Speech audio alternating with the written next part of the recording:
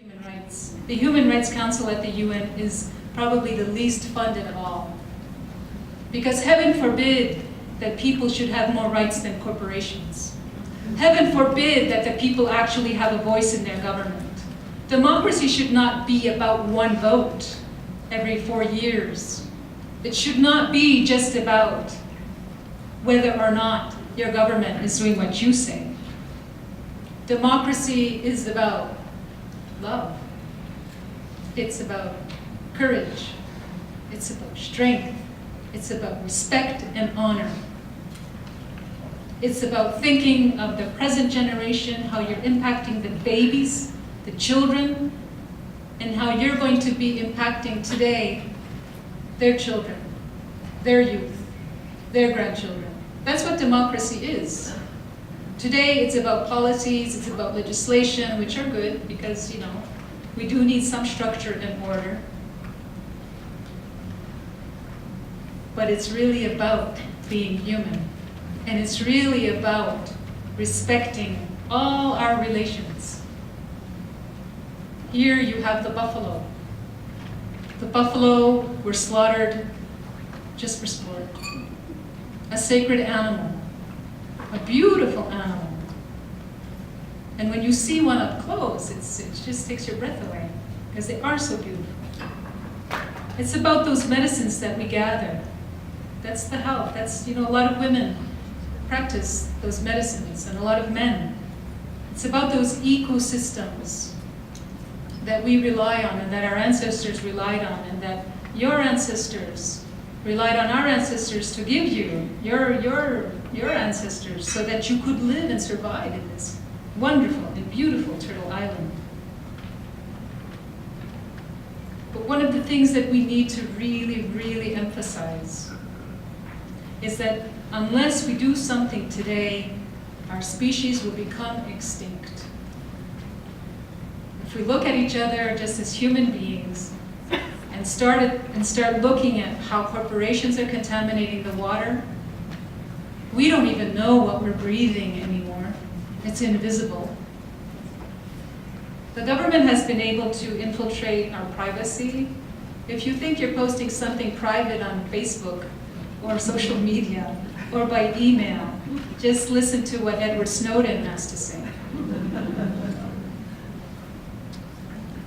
But institutionalized racism is what we have today as Indigenous peoples.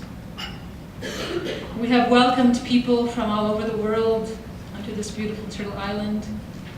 We have not asked of anything of those people. We have greeted you, we have given you refuge from the war, and yet there is a war still raging here in Canada against Indigenous people, eliminating our rights, eliminating our languages, eliminating our culture, eliminating us from the history that is taught to your children.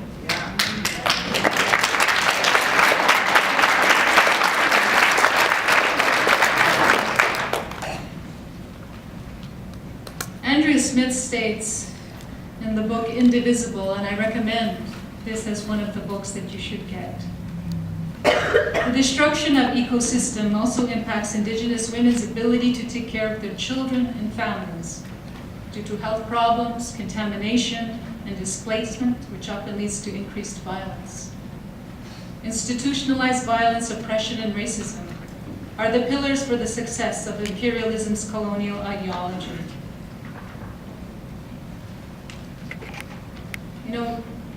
One of the things that I noticed this evening was something that I think will continue even if something really drastic were to happen, the unthinkable were to happen. The drum would still be there. Those dancers in their regalia would still be there. And that drum is the heartbeat of the people, eh? Dum dum, dum dum, dum dum. Just like when they're doing the ultrasound on a pregnant woman and the heartbeat's going on 120.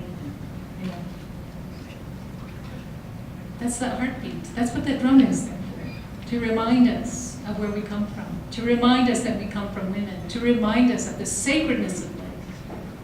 and that we can still dance to that heartbeat as adults, as children, as youth, and how sacred that is. And there was something that I was pretty amazed to learn about. I have a very good friend who's a lawyer. I'm not sure if you want me to name it, but I'll name him anyways. Paul John. And he taught me about this living tree doctrine, which I think is very similar to the great law of peace, in which the great white pine is their symbol. And they said, our ancestors said, if ever anyone loses their way, they just need to follow those great white roots of peace back to the origin. And the living tree doctrine is a doctrine of constitutional interpretation that says that a constitution is organic and must be read in a broad and progressive manner so as to adapt to the changing times.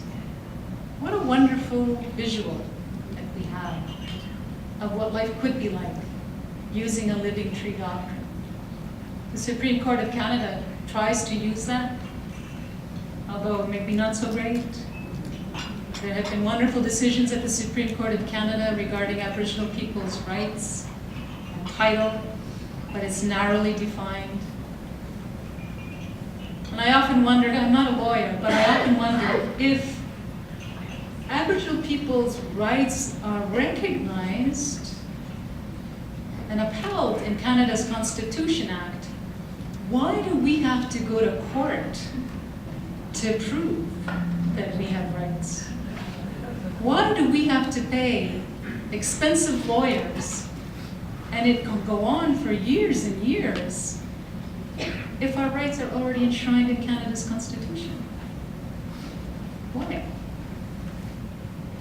We have very impoverished communities, and the government lends us money. I don't know if anybody knows about the line of claims process, but the government lends us money, our community's money, and they chip away at it, right? So that by the time of the end of the negotiations, there's not much left, and so you have to give back what you owe, right? It's kind of like a bank. They're actually kind of like gangsters. And then we owe money. All our water. Where are we going to go?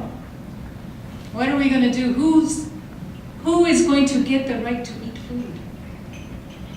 The rich, the wealthy, they can hire thugs to protect them so that they can be sitting quietly at their dinner table while people outside are starving.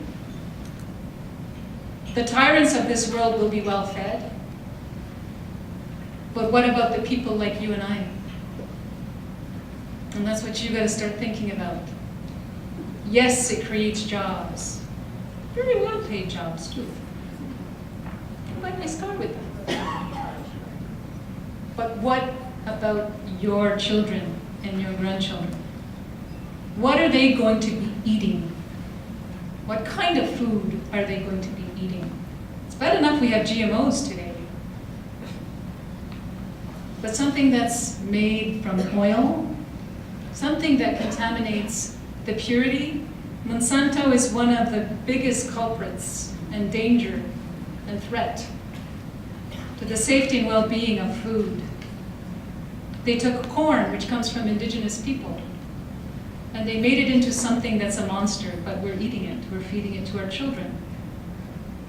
A lot of our fast food probably has it, but you don't have to label it in Canada, do you? You don't have to label GMOs in Canada. Why? What for? It's feeding. And this is the whole thing about democracy, and this is the whole thing about women and reconciliation. I'll go back to this, because an elder told me once, and I was so glad it was a man who said this to me, and said this in public. He said, women think about the future. They think about the family. Men, well, they think about today. What can I get out of it today? And this is why the research studies, I'm just going to grab a book here. There's an interesting book that I looked at, and Gloria Steinem mentioned this book, so I said, okay, I have to get it out. It's called Sex and World Peace. And there's 4 authors, and they talk about when you have a high number of women in government, there's less corruption. When you have a high level of women in the decision-making processes, there is more prosperity. For a long time, women's work has been devalued. It's not part of the free market economy. You can't make any money out of it. But what are women doing? They're raising children. They're passing on the language.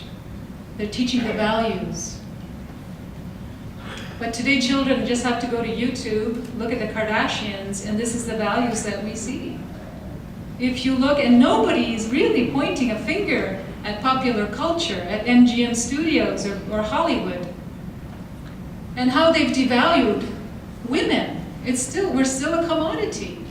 You would never think that the feminist movement happened in the 60s and 70s, and women were burning their bras, and they were quite angry, and I was kind of like, I was younger then.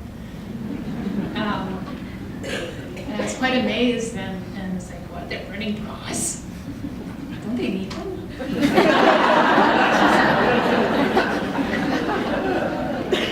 But here we are in 2016, and some young women think that being a feminist means you hate men.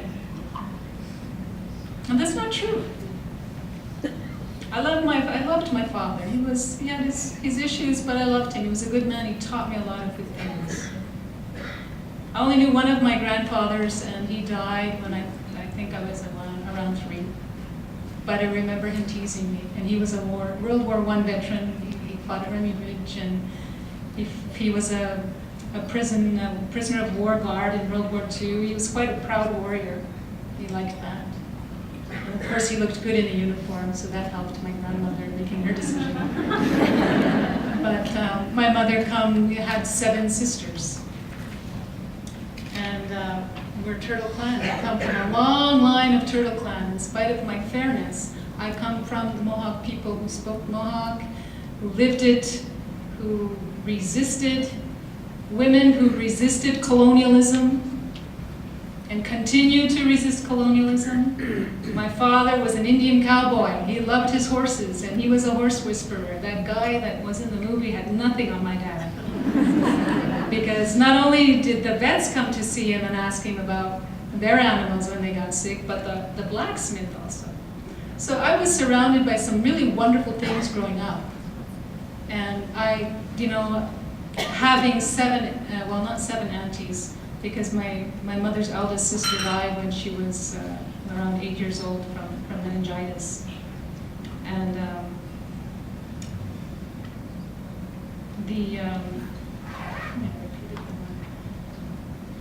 but they were always loving.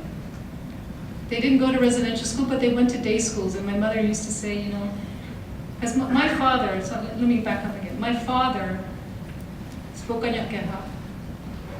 He learned French before.